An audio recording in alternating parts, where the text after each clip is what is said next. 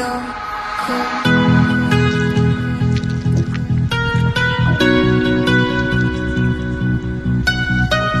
Ernest Feet, Lecky Boss, and Angry Boss.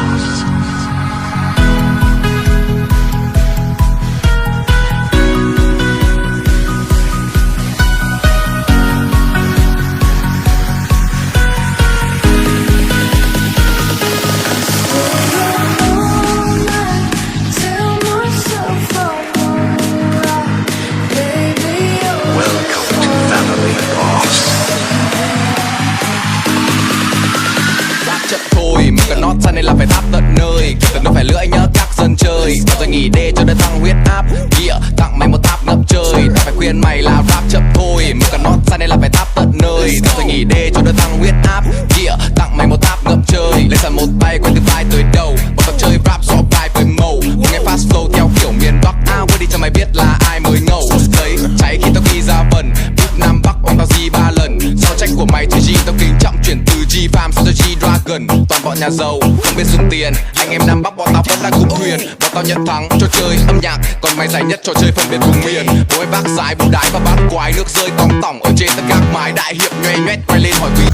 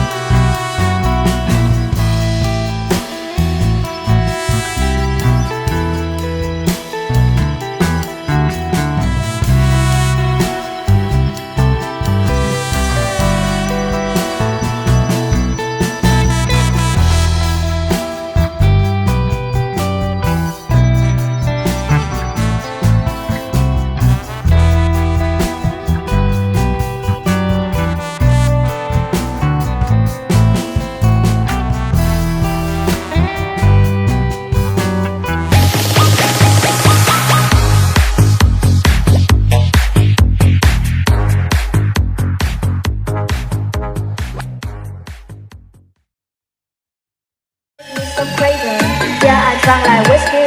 Yes, call me my baby, sugar, sugar daddy. You make me so crazy, I feel drunk like whiskey. Yes, call me my baby. Anh thích em và anh là gì á?